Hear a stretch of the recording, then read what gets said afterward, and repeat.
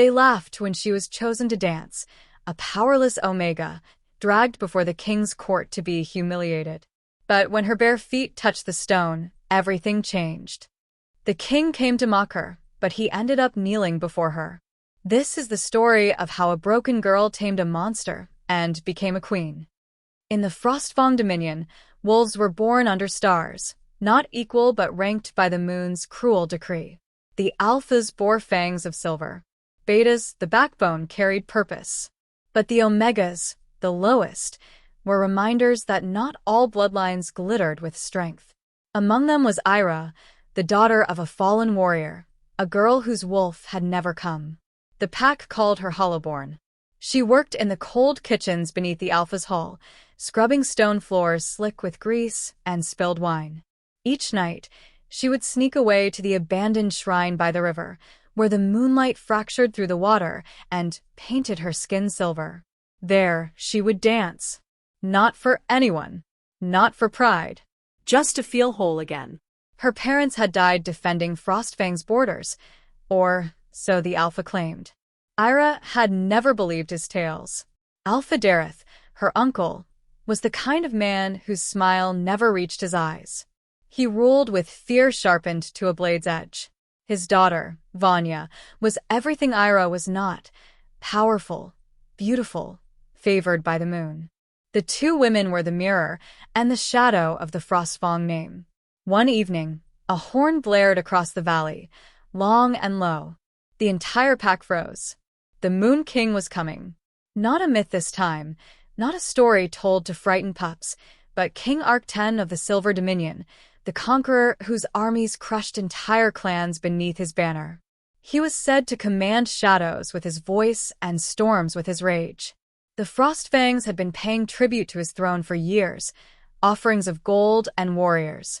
But this time, Arcten had sent a message carved into stone. This year, I collect what cannot be weighed. Dareth's face had blanched when the messenger read it aloud. That night, he gathered the pack in the great hall, a cavern of cold torches and colder hearts. His voice dripped with false warmth. The Moon King honors us with his visit. He desires a gift of meaning.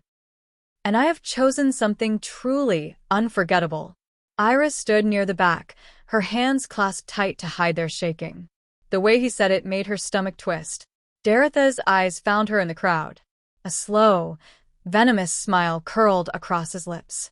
My niece, he said, his tone loud and mocking. Our poor, wolfless Eira. She will perform for his majesty. She will dance. Laughter rippled through the hall. Cruel, barking laughter. The warriors snickered. The maidens hid their smirks. Dance was not a warrior's art. It was weakness made visible. To offer a Hollowborn girl as entertainment was an insult, both to the king and to the gods. Eira's breath hitched. She wanted to protest, but Omegas didn't speak when Alphas commanded. The shame burned hotter than fire. That night, she dreamt of drowning, her limbs bound by ribbons of moonlight, the voices of her pack chanting, "Dance for your death." When the day arrived, the sky itself seemed to hold its breath. The Frostfang Hall was draped in white banners, though every seam whispered fear. King Arcten entered not with an army, but with 6 silent warriors cloaked in obsidian armor. The air warped around him, heavy, alive, dangerous. His hair was dark as the eclipse, his eyes silver and distant, like a god's reflection trapped in mortal flesh. Dareth bowed low. My king, he intoned. Our tribute is ready. Arcten's gaze swept across the wolves like a blade and stopped on Eira. She stood in a simple gown, trembling beneath the torchlight. Dance, Dareth commanded. The flutist began to play, a dirge meant for the condemned. For a heartbeat, she couldn't move. Then she lifted her chin. The laughter of her pack still echoed in her skull, but under it a pulse, her own rhythm, wild and desperate. She began to move. Her bare feet struck the cold stone. Her arms wove shapes in the air, grief and defiance, sorrow and flame. The hall fell silent. Even the fire seemed to still. Arcten's expression did not change, yet his gaze deepened. from curiosity into something sharper, older. When she finished, the silence cracked like ice. Dareth opened his mouth to gloat, but the king spoke first. "You," Arcten said, his voice low and resonant, "are the tribute." The alpha's grin died on his face. "My liege, she is." "Mine," said the king. And just like that, the hollow-born girl of Frostfang was taken from her mockery and bound to a fate darker and far greater than anyone could imagine. The journey from Frostfang Keep to the Silver Dominion took 7 days, though to Eira it felt like she was being carried through a dream stitched with terror. The king's guard, 6 riders clad in blackened steel, never spoke. Their mounts were enormous, their hooves leaving no prints in the snow. King Arcten rode at the front. His cloak trailed behind him like a shadow trying to outrun the dawn. He never looked back, not once, not even when Eira's horse stumbled or when she flinched from the cold. To him, she was not a girl, she was a symbol, a tribute, an echo of some silent promise. The landscape changed as they left the Frostfang Valley. The mountains rose like teeth, and the light began to fade earlier each day. The Silver Dominion was a kingdom of twilight. The sun rarely breached its misty shroud. When they finally crested the ridge, and she saw his fortress for the first time, her breath caught. It wasn't a castle built by mortal hands. It was hewn from the mountain itself, towers like jagged spires of obsidian, walls that seemed to pulse faintly with the heartbeat of something ancient beneath the stone. The locals whispered that the citadel, called Umberhold, was alive. The gates opened without sound. The guards dismounted, their movements perfectly synchronized. Arcten spoke a few clipped words in a language Eira did not know, and she was led through vast, echoing corridors. The walls were lined with murals, not of glory or conquest, but of shadows. Silhouettes of beasts writhing around a crowned figure whose eyes burned white. Her chamber was enormous, a room fit for a queen, though the windows were barred and the door bolted from the outside. A roaring fire burned in the hearth, casting her shadow across the far wall in long, trembling lines. For 2 days she saw no one.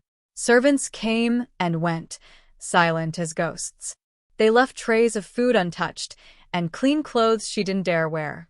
She was not mistreated, only forgotten, and somehow that was worse. On the 3rd night, a guard appeared, a tall man with ash-blonde hair and eyes the color of storm clouds. "The king requires your presence," he said, his voice measured but not unkind. Eira followed him through winding halls, the walls humming faintly as if alive with whispers. They stopped before a great iron door. The guard inclined his head. "Do not speak unless spoken to." Then he opened it.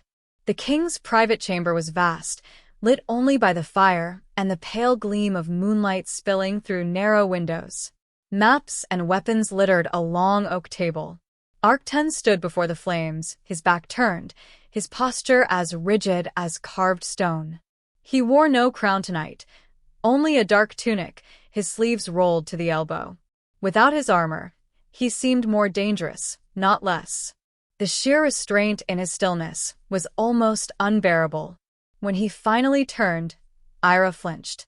The light caught the scar that sliced down the right side of his face, a pale streak from temple to jaw. His eyes, once glacial, burned like tempered steel. "Dance," he said. It was not a request. It was an invocation. Eira's throat closed around 1,000 words she would never speak. She wanted to refuse, to scream that she was not his puppet, not his toy, but her body moved before her courage could catch up. The silence pressed against her skin. There was no music, no audience. Only the king and the crackle of the fire. Her movements were hesitant at first, clumsy in the oppressive air. But something about the weight of his gaze drew the rhythm out of her bones. She spun, the hem of her gown whispering across the fur rug, her feet tracing the story of her captivity and her stubborn will to remain herself. When she finally stopped, trembling and breathless, she dared to look up. Arcten's expression was unreadable, but the faint tremor in his right hand, The smallest flicker of pain crossing his features told her something had changed. "Enough," he said hoarsely, turning away. His voice was rough, strained, as though he'd been fighting an unseen war. "Leave." Eira fled the chamber, her heart a storm in her chest. She expected punishment, cruelty, maybe even death. Instead, the next evening, the guard returned. "The king requires your presence," he said again. And again she danced. Night after night, it became their ritual. No words, no music, no reason she could name. Only that same command, dance, and his eyes following her every motion as though the act itself held back some darkness she could not yet see. And every morning when she awoke, the torches in the halls burned a little brighter. The air in the citadel felt a little less heavy, as if her movement had coaxed light back into a kingdom that had forgotten it existed. But beneath the calm, something was beginning to stir, in him, in her, and in the ancient stones that surrounded them both. Umberhold, it seemed, was remembering what it was built to contain. The rhythm of her captivity had become a strange kind of heartbeat. Morning silence, afternoon whispers, nighttime summons. Every dusk, the same words, "The king requires your presence." At first, Eira thought it was penance, that she was paying for her uncle's insult with this nightly humiliation. But soon she noticed the change. On the nights she danced, the fortress itself seemed to breathe easier. The shadows that once quivered like smoke in the corners now held still. The walls no longer whispered. The guards' eyes seemed less haunted. Even the king changed. Arcten, the man whose very presence could silence a room, had begun to watch her differently. His gaze was still sharp, predatory, but behind it lurked something fractured. Something afraid. He rarely spoke, but when he did, his voice was like gravel wrapped in velvet. One evening, she found herself daring to ask, "Why do you make me dance?" He did not look up from the fire. "Because when you do, the storm sleeps." She didn't understand, not then, but those words clung to her long after she was dismissed. It was Mira, a servant girl with trembling hands and kind eyes, who finally broke the silence of Umberhold's secrets. She was no older than Eira, and at first, she only bowed and left food. But curiosity bound them, and one evening, when Mira lingered too long, Eira whispered, "Why does everyone fear him?" Mira's eyes darted to the door. "Because they've seen what happens when his control breaks." When Eira frowned, the girl continued, her voice barely above a breath. "They say the moon cursed his line. The first king of shadows bargained for strength, a power beyond the wolves. But what he bound wasn't a wolf at all. It was something older, something that remembers the dark before the stars." Eira shivered. "You mean a demon?" Mira shook her head. "No. Worse. A hunger." The word echoed in Eira's bones. Later that night, when she was led to the king again, she could feel it, the pulse beneath the air, a thrumming presence that coiled around him like a second heartbeat. Arcten stood by the window, his hands clasped behind his back. He hadn't worn armor in weeks. His black tunic clung to the tension in his shoulders. "You ask too many questions," he murmured without turning. Eira froze. "I didn't mean..." He faced her, his expression unreadable. "It's good. Curiosity means you're not afraid. But be careful where it leads. Some truths are teeth." He gestured toward the center of the room. "Dance." Her feet obeyed. Her body told a story her words could not. A story of curiosity and danger, of wanting to understand the creature behind the crown. This time when she moved, he didn't remain still. He stepped closer, slowly, like a predator circling firelight. The closer he came, the more the air crackled, and Eira saw it. Just for a heartbeat. A ripple of black smoke curling from his fingertips, like ink bleeding into water. When her final motion ended, she dropped to one knee, panting. "What are you?" she whispered before she could stop herself. For a long moment he said nothing. Then, in a voice so quiet it felt like a confession, he replied, "A man who keeps his monster on a leash." That night, Eira dreamed of him. Not as a king, but as a beast bound in chains made of moonlight and shadow, his eyes the same pale silver that had followed her across every dance. He was screaming her name, though she could not hear it, only feel it, thrumming through her bones like a melody waiting to be freed. When she awoke, the room felt colder. The walls trembled faintly, as though something inside them was stirring. Then came the roar. It split the night like thunder, a sound not made by man or wolf, but something else. Servants screamed.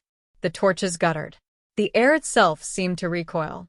Eira stumbled to her window just in time to see black tendrils of smoke spilling into the courtyard, coiling up toward the sky like living serpents.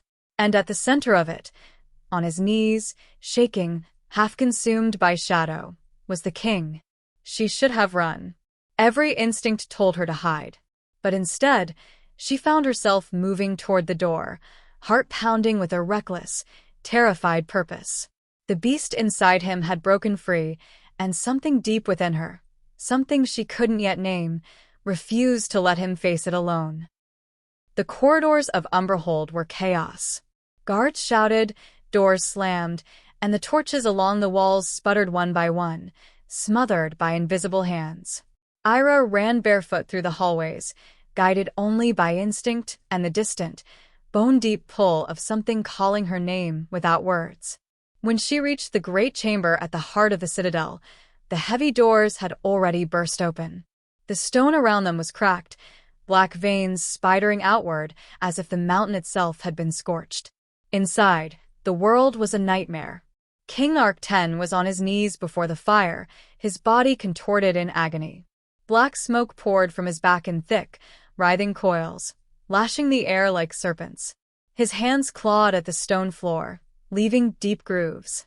The shadows around him flickered like living things, half-formed beasts with howling mouths and too many eyes. Eira froze in the doorway. The temperature dropped so fast her breath fogged. Every part of her screamed to run.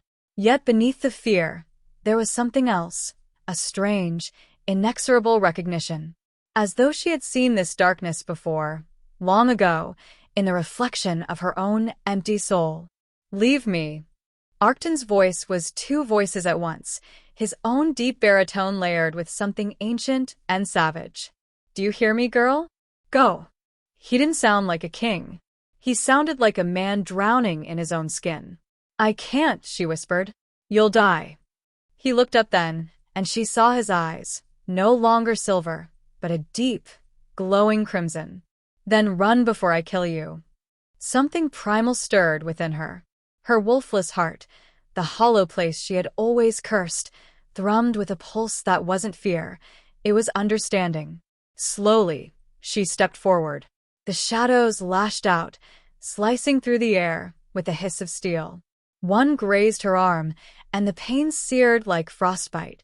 Still, she kept moving. "You shouldn't be here," he snarled, the words broken by a guttural growl that didn't belong to a man. "I've been told it my whole life," Eira said softly. "And yet, here I am." She reached the circle of light from the dying fire and stopped, breathing hard. The tendrils writhed around her, uncertain. Her blood dripped onto the stones. Each drop shimmered faintly, glowing pale blue, the light of moonfire. The shadow beast inside him recoiled. Arcten's breath hitched, the crimson flickering in his eyes. What are you doing?" Eira didn't answer. She lifted her chin and began to hum, the same melody she had danced to in the Frostfang Grove, long before all this began. It was not a song of power or control.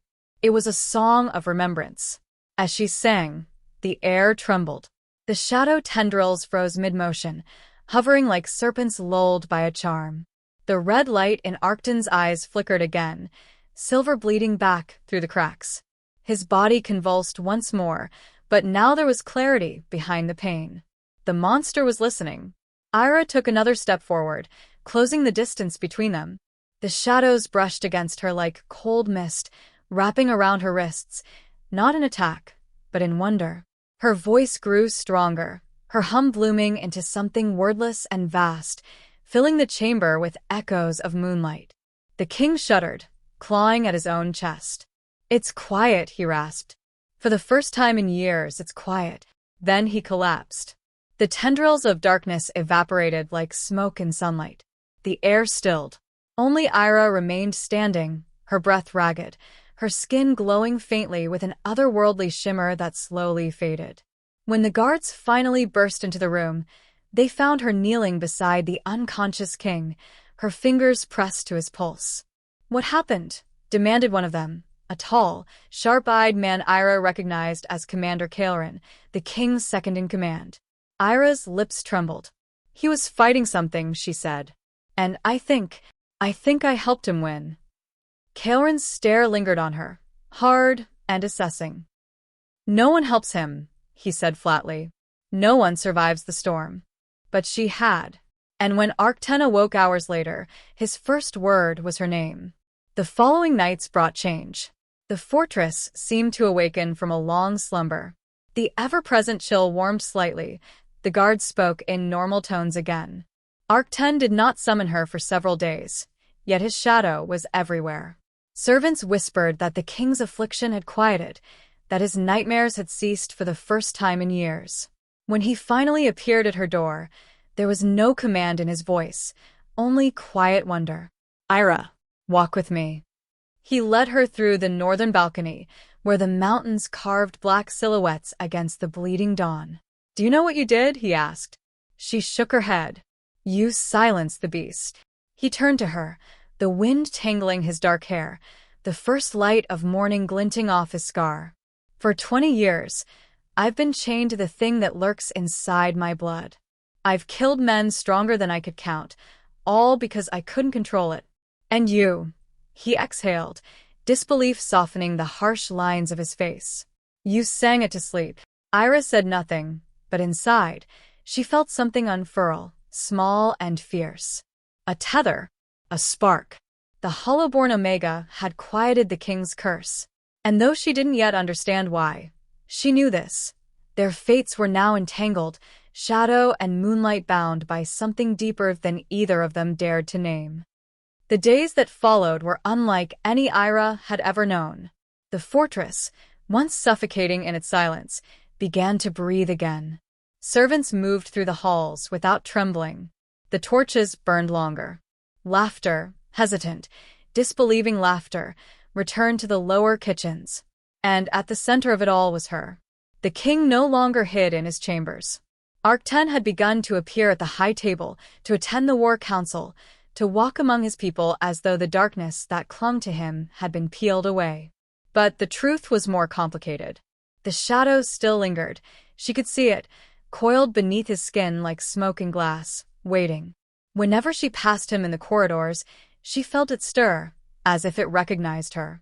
The guards began to whisper. Some said she was a witch, others a saint. Commander Kaelrin, the silver-eyed beta, watched her with suspicion, but there was a reluctant respect in his gaze too. Once, when they crossed paths near the training yard, he said quietly, "You're playing with fire, Omega."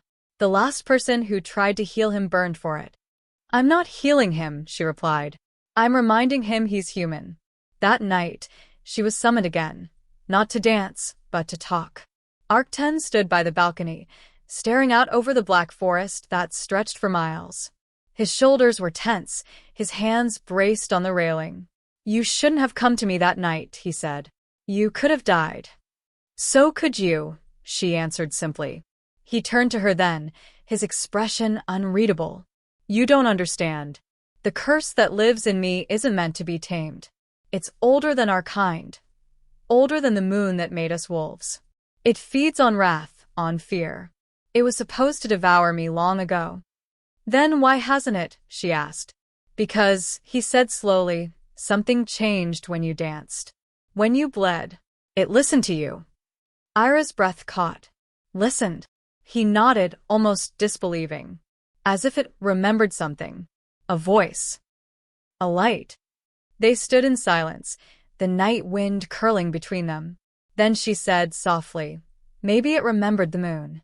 Arcten huffed a bitter laugh. "The moon abandoned me long ago."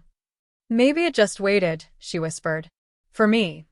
The king's eyes, those piercing silver mirrors, softened. not with tenderness, but with something deeper, recognition. He took a step closer. You're not what they said you were. Your wolf may sleep, but something ancient stirs in its place. I can feel it every time you move, every time you breathe near me. Eira's heart raced, but she didn't back away. You said your monster listens to me. Maybe that means it knows me. Knows you? His voice dropped lower, rougher. How could it?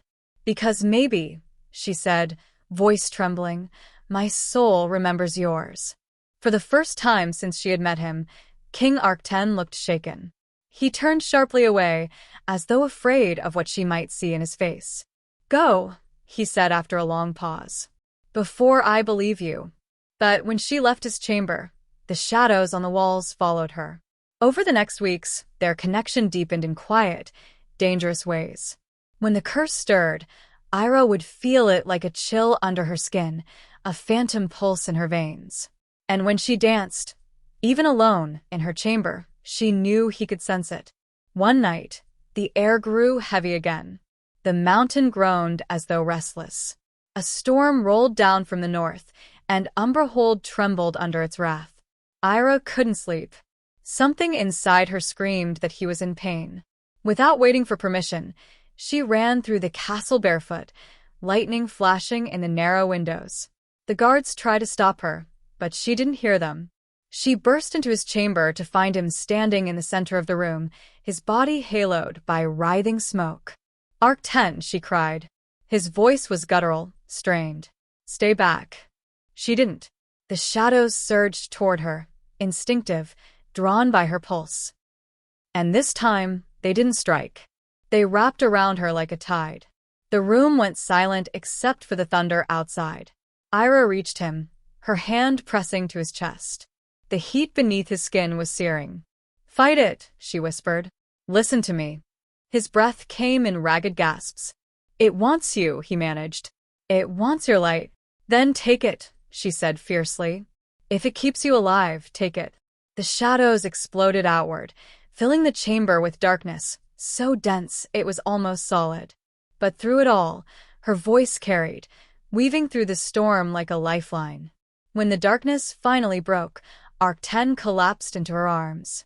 And for a heartbeat, just one, Eira saw it. The beast inside him, not monstrous, but mourning. A shape of pure sorrow wrapped in chains, whispering her name as though it had been waiting centuries to find her again. When dawn broke, the king still slept, his head resting against her lap, the curse quiet once more. Eira looked out the window at the fading storm and realized something terrible and beautiful. She wasn't just his cure. She was his counterpart.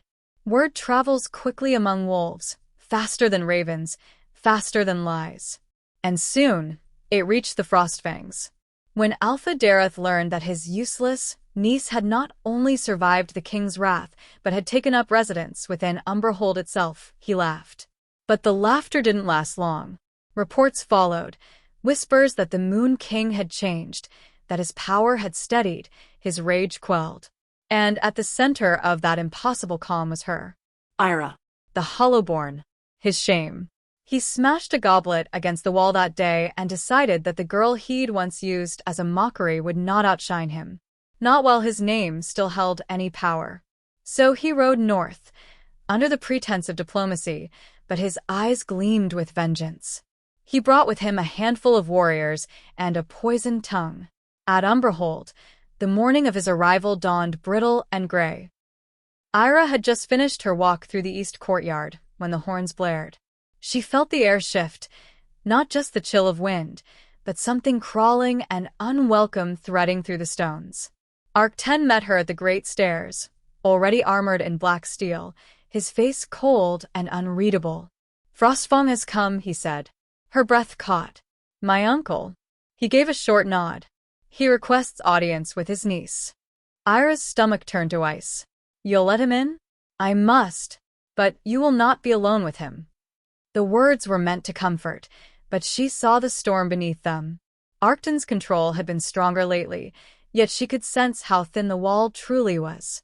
Any provocation, and the thing beneath his skin would stir again. The throne room filled with uneasy silence when Dareth entered. His hair had silvered since she last saw him, but his arrogance was untouched. He bowed deeply before the king, a gesture of submission that meant nothing. "Your Majesty," he purred, "Frostfang bows to the strength of the Silver Dominion as ever. But I confess, I come with personal concern." Arcten lounged on the throne like a carved statue of war. "Speak it." Daretha's eyes slid to Eira, who stood beside the dais. "My niece," he said, his voice dripping with false affection. "She was a frail thing when she left us. I feared for her life, yet here she stands, hale and radiant. I'm told she dances for you." The court murmured, uneasy. Eira stiffened, heat rising to her face. Arcten's gaze flicked to Daretha's. "You were told correctly." "Ah," Dareth said smoothly, pacing forward. "How fortunate that such a pitiful creature could bring joy to the greatest king alive. Truly, the gods weave strange ironies." He gave a mock bow toward Eira, his smile a knife. "But perhaps your Majesty does not know. The girl is barren, broken by birth, a hollow vessel." The word struck like a blow. Eira felt the old shame claw up her throat, but the air around Arcten changed. It thickened, darkened. "Enough." The king's voice dropped like thunder. Dareth froze, but arrogance is a poison that dulls self-preservation. He took another step forward, lowering his voice. "Majesty, you cannot let sentiment cloud your judgment. She brings pity, not power. You need heirs, not charity." The last word was a spark to dry tinder. The torches guttered. The shadows on the walls pulsed. Arcten rose slowly from his throne, and with each step he took, the room grew darker. "She is mine," he said, the words sharp enough to cut. Daretha's smirk faltered. "Majesty, I meant no." The king's hand flicked, and the shadows obeyed. They surged forward, wrapping around Daretha's throat, lifting him an inch off the ground. The air filled with the metallic scent of fear. "Do not speak her name," Arcten said quietly. "Not as long as you breathe." "Arcten," Eira whispered, horrified. At her voice, the shadows faltered. The king blinked, his jaw tight, his eyes flickering between silver and black. Then he dropped Dareth unceremoniously to the floor. The alpha landed hard, gasping. Eira rushed to his side out of instinct, though her hands trembled at the memory of every cruel word he'd ever said to her. Dareth looked up at her with mock gratitude and venom behind his eyes. "You see," he rasped, loud enough for all to hear. "You've bewitched him. The king himself bends for you." "Enough," Arcten barked, but the damage was done. The room had changed. Every courtier had seen what he could barely control, the edge of madness beneath his restraint. Dareth bowed again, eyes glinting. "My apologies, my king. I spoke only out of concern for the realm." When he left the hall, Eira could feel the poison he'd planted spreading, not through the air, but through the whispers that would follow. That night, she went to Arcten's chamber. He stood by the fire, his back rigid. She could feel the fury thrumming through him, restless and alive. "He wanted to provoke you," she said quietly. "He succeeded. He'll twist this. He'll tell the Pax you're losing control again." "I don't care what they think." "You should," she said. "Because I do." That made him turn. His eyes softened slightly. I've been his pawn before. I won't let him use me to break you." Arcten stepped closer, his expression fierce and searching. "You think I could be broken?" She looked up into those silver eyes, the ones that glowed faintly even in the dim light. "Not by him," she said, "but maybe by what you fear inside you."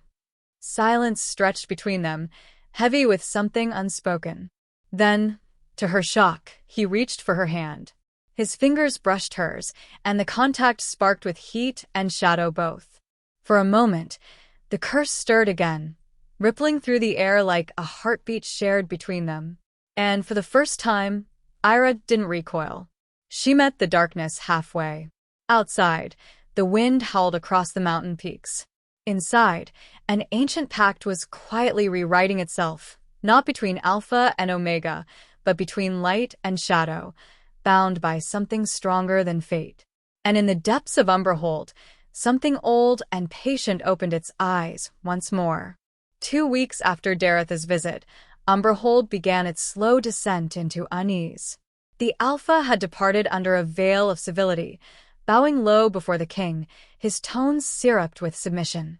But Eira saw the glint in his eyes, the unspoken promise of revenge. He'd left behind something more dangerous than any sword rumor. The court began to whisper that the king's madness was returning, that his new Omega was a witch who held his leash, that Frostfang's Alpha had seen the king lose control. And in every corner of the Dominion, those whispers spread like frostbite. Arcten tried to ignore them. He convened his generals, signed decrees, inspected his legions, but Eira saw the strain behind his calm.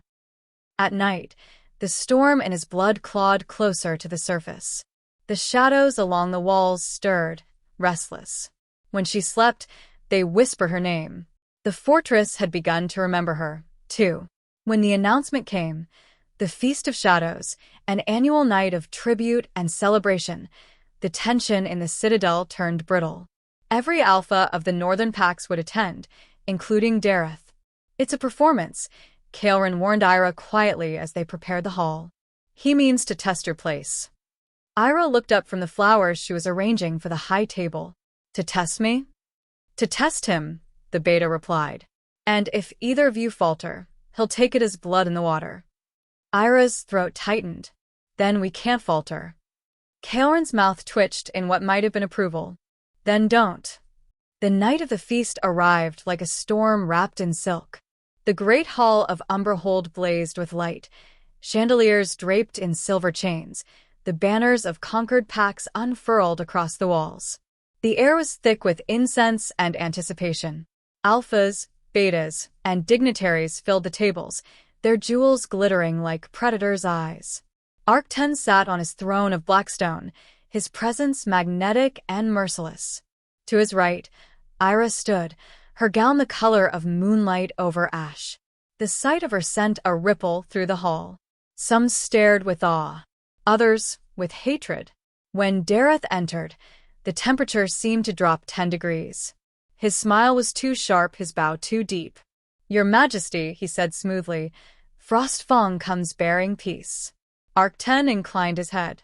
"Then may peace last longer than your words." Laughter rippled uneasily among the guests. Dareth smiled wider. "Indeed. And to celebrate this peace, I bring a gift." He gestured, and servants entered carrying a polished cask of dark wine. "From the vineyards of Frostfang Valley, the finest of our harvest, brewed under the blood moon." Kaelrin's eyes narrowed. He leaned toward the king's ear. "Majesty, let me test it." But Arcten raised a hand. "No." To refuse a toast would be insult. Eira felt dread coil in her gut. "Arcten." He looked at her and, for the first time, smiled. "Trust me." The wine was poured into silver goblets. Dareth lifted his cup, voice booming. "To the Silver Dominion, and to the woman who tamed its king." A ripple of mockery followed his words. Arcten's jaw tightened, but he raised his cup all the same, and drank. It took only seconds. The goblet clattered from his hand. His pupils dilated. His body convulsed once, twice, then the shadows erupted. The air exploded in black tendrils, flinging chairs and banners aside. Gasps turned to screams. The musicians fled, their instruments shrieking discordant notes as they hit the floor. "Poison!" Kaelrin roared, drawing his blade. But it was more than poison. The wine pulsed with dark magic, an alchemical trap designed to rip open the cage inside Arcten's soul. The king staggered to his feet, his breath coming in snarls. The veins along his neck glowed with crimson light. The beast was no longer leashed, it was awake. Dareth's voice rang out, trembling with theatrical fear.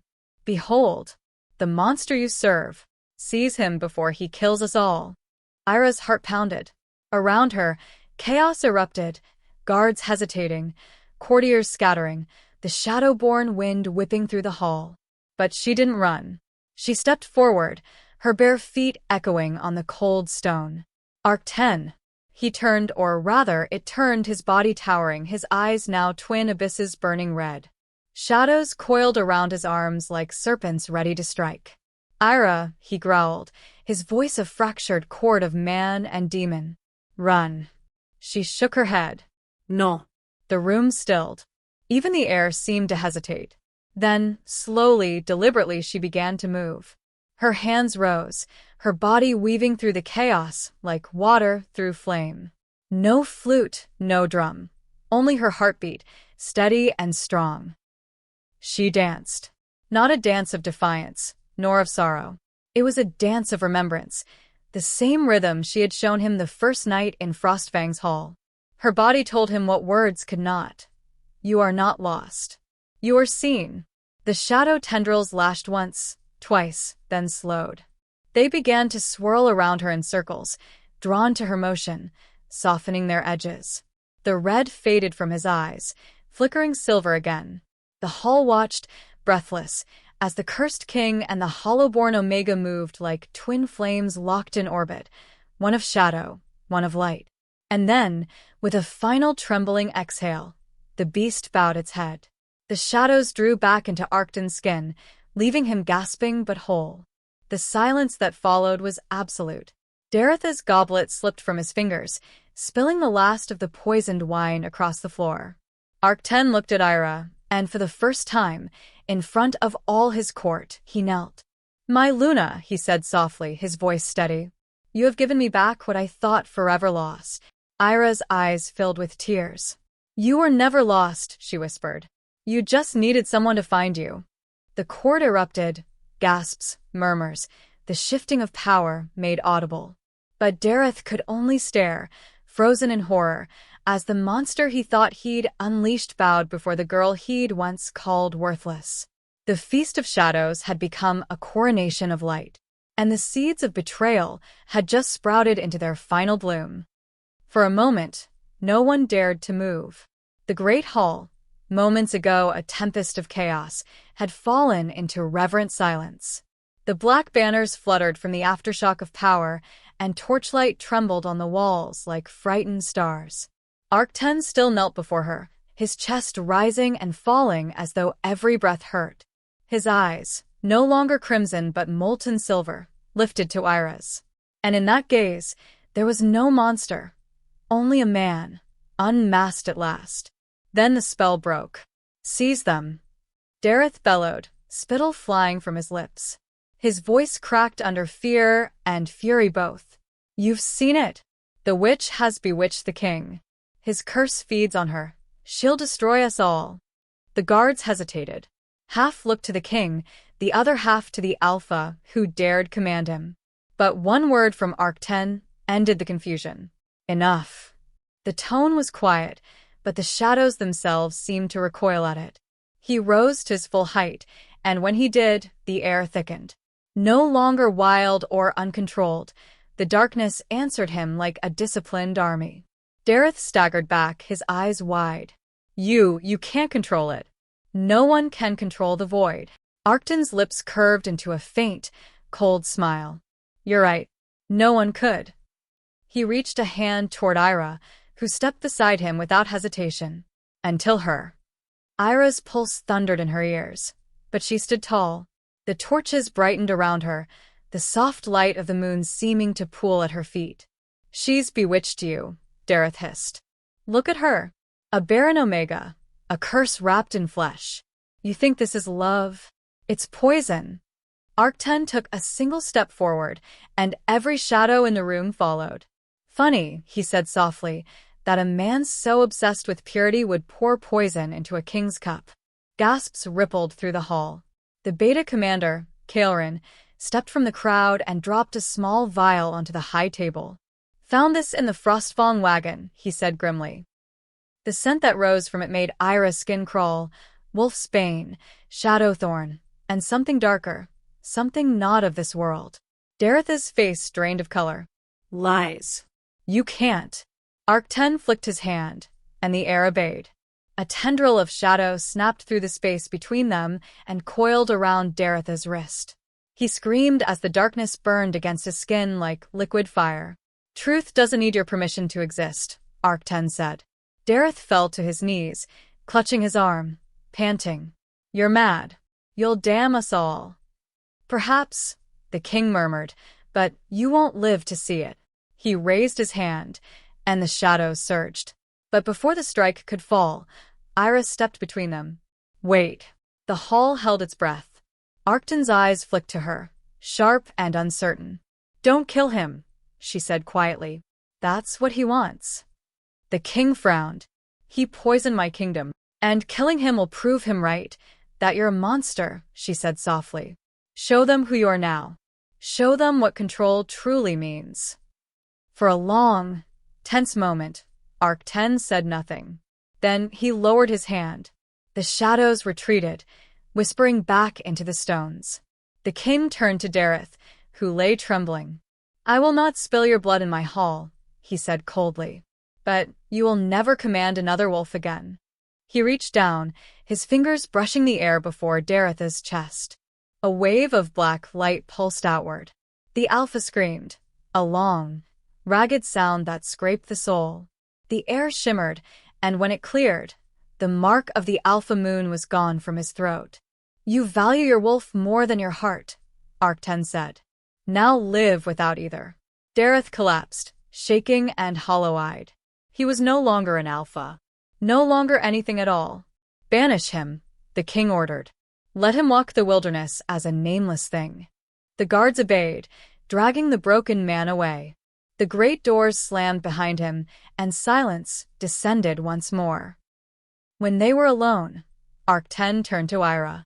The firelight painted his face in bronze and shadow, his silver eyes softer than she'd ever seen them. You stopped me, he said. She nodded. I reminded you. Of what? That mercy isn't weakness. He took a step closer, his breath warm against her cheek. No, he murmured. It's power I've never understood until now. His hand rose, hesitated, then cupped her face. The world seemed to narrow to the space between them. The faint tremor in his fingers, the shimmer of the curse barely held at bay, the steady rhythm of her heart defying it all. You don't have to fear it, she whispered. The shadow isn't evil. It's pain that never learned how to rest. He let out a slow, shuddering breath. And you? What are you? Eira smiled faintly. The thing that reminds you to breathe. Then she did what she had done since the beginning. She moved. But this time, her dance was not one of shame or obedience. It was a vow. Her steps spoke of forgiveness and fire, of endings and beginnings braided together. Arcten watched, spellbound, as the air thickened with threads of moonlight. They curled around her wrists, her hair, her bare feet, and when she stopped, the light bridged between them, twining through a shadow like gold through obsidian. The curse inside him stirred. But instead of roaring, it sighed. The shadows rippled outward in slow waves, forming intricate patterns across the floor. When they met hers, they fused, shadow and moonlight binding, pulse to pulse, soul to soul. Something ancient shifted in the air, a vow not made by mouths but by blood. The court would later say the light and dark themselves bent in witness. When the glow faded, Arcten fell to one knee, not as king, but as man. He pressed his forehead against her hand. Eira of Frostfang, he said softly, you have danced through my darkness. Will you rule beside me in its light? Her voice trembled, but her words were steady. I will not rule beside you, Arcten. I will rule with you. A slow, reverent smile broke across his face, the first true one she had ever seen. He rose and drew her close, the lingering scent of smoke and snow wrapping around them both. And in the depths of Umberhold, where the ancient curse once screamed, only silence remained, the peace of something finally set free. The kingdom awoke to a new dawn. For the first time in generations, sunlight touched the highest towers of Umberhold without retreating into the mountain's mist. The fortress that had been a citadel of fear now thrummed with quiet purpose. The air itself had changed, lighter, warmer, alive. Servants whispered that the curse had broken, that the king no longer roared in the night, that the moon had forgiven him, But those closest to Arcten knew better. The curse wasn't gone. It was bound. And the tether was Eira. The day after Dareth's exile, Arcten summoned his council. When he entered the throne hall, he wasn't dressed in armor, but in a simple black tunic bound with silver thread, the attire of a ruler at peace. At his side walked Eira, veiled in pale silk, her silver hair loose over her shoulders. The court went silent as the pair crossed the marble floor, the sound of their steps echoing like a heartbeat. Caelrin, ever the watchful Beta, bowed. Majesty, the council awaits your word. Arcten turned to the gathered alphas, his voice steady and resonant. You've all seen the truth of what I am, he said. The beast within me is real. It has ruled my bloodline since the first moon. But today, I stand unchained. Murmurs rippled through the hall. He gestured to Eira. The shadow was never a curse. It was a test. It waited for a soul strong enough to bear both its hunger and its light. That soul stands before you. Gasps. A few voices rose in protest. An Omega, one Alpha cried. A wolfless one? Arcten's gaze turned sharp, and the hall fell silent. A wolf's worth is not in its fangs but in its fire, he said. She carried grace where I carried rage. Together, we are balance. The storm and its calm. He reached for Eira's hand. By moon and shadow, I name her my Luna, my queen, my equal. The court erupted, some in applause, some in disbelief. But none dared defy the king's decree. That night, the coronation took place beneath the open sky. The ancient courtyard, once forbidden for fear of the curse, bloomed with pale moonflowers that had not opened in centuries. The silver light painted Eira's face in soft fire as Arcten led her to the altar of obsidian. Do you fear it still? He asked quietly as the wind brushed her veil. She looked up at him. I've learned that fear isn't absence of courage, it's proof of it. He smiled, something rare and unguarded. Then we face it together. When he marked her, it was not with claws but with shadow and moonlight intertwined. The ancient magic flared to life, the mark blooming across her collarbone, a symbol shaped like a crescent woven with black flame. The crowd bowed, not from obedience but awe. As the last syllable of the vow faded, the ground beneath them pulsed once, deep and resonant. The fortress itself seemed to breathe, a sigh of release that echoed through the mountain like the exhale of an ancient god finally at rest. Weeks passed. Umbra Hold transformed. The walls that had once wept condensation from eternal cold now bloomed with ivy. The courtyards filled with traders, musicians, and children. The king's once feared soldiers trained in laughter instead of silence. And the queen, his once wolfless Omega, was everywhere, teaching, rebuilding, listening. Where Arcten's rule had forged unity through fear, Eira's brought devotion through grace. But peace, like the moon, always waxes before it wanes. One night, when the sky hung low and violet, Arcten found Eira standing in the moonlit garden, her hands resting gently over her stomach. The flowers glowed faintly, their petals shimmering as if aware of her touch.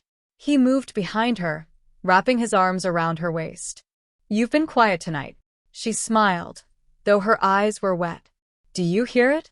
Hear what? The heartbeat. She guided his hand to her abdomen.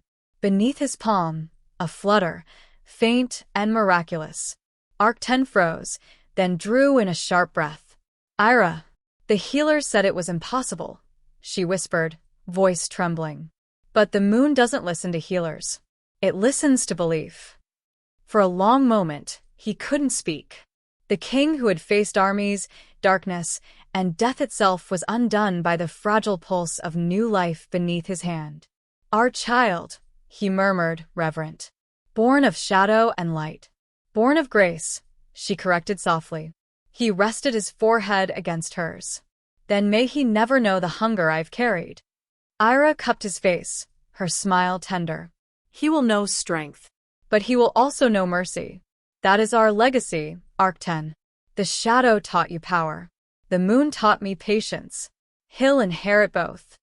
They stood there as the night wrapped around them, the stars bearing silent witness. The curse, once a chain, had become a cradle for something new. Later, as they walked the terrace, Arcten glanced toward the horizon, his expression unreadable. "I sometimes wonder," he said softly, "what becomes of the darkness when it's finally loved." Eira's fingers tightened around his.